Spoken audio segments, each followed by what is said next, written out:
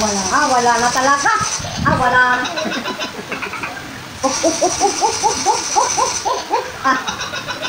Teka, one. Picture, ano yan? Teka, 1, 2. Ano yan? Lawlaw pa. Bayan. Nakakita mo na. Oo, lawlaw yung mayo na pagkakita. Wala na shoot na. Hello everyone! Thank you Lord sa isang napakagandang araw, isang napakagandang umagang nagsalubong sa atin. And thank you Lord sa buhay namin.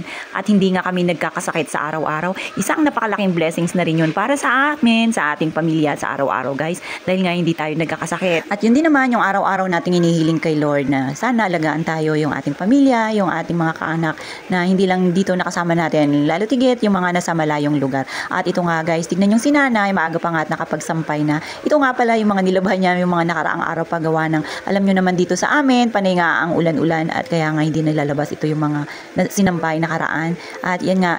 Thank you Lord, talagang uminit ngayon guys, kaya nilabas na nga ni nanay. Sobrang aga pa nga sa oras na ito guys at yan nga tingnan nyo, sobrang tahimik nga dito sa amin dahil nga holiday, All Souls Day at ito lang yung time para sa pagbabandingan ng pamilya na rin para sa bibisita natin sa ating mga kaanak na nasa sementeryo. At ito nga guys, tignan nyo si Yayam, alam na alam talaga pagka saan kami ni nanay, sumusunod nga yan. Dahil nga siguro guys, wala nga siyang nakikita dun sa taas at ito nga alam niya kung saan kami pupuntahan. At talagang sa ula dun niya na guys, yung araw-araw namin ginagawa ni nanay. Pero ito lang nga guys, yung gustong gusto ko sa kanya, yun nga hindi siya iyakin. Tingnan nyo nga guys, talagang sumusunod lang siya. At tingnan nyo na pala yung kanyang paa, siya nga naglagay ng cutics niyan, kulay pula pa nga.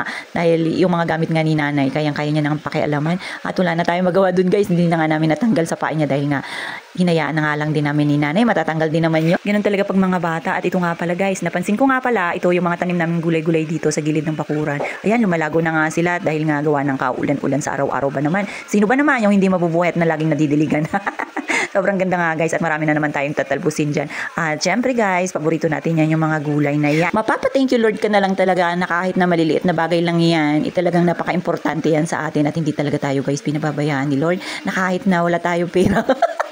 Wala tayong pera palagi, okay lang yan. At least guys, wala nga tayong sakit. Basta't nakikita lang namin malakas at malusog itong si Yayam at laging ang napaka-sweet sa amin. Masaya na kami ni nanay dahil nga kami lang din naman dito guys. Tingnan nyo nga pala, ito yung lupa. Ito pala guys, yung ginagawang pataba. Pag yung pinagsunugan, yan pala yung ginagamit para sa pagtatanim yan guys. Para tumaba yung mga halaman. O diba, nakakuha na naman kayo ng tips sa akin.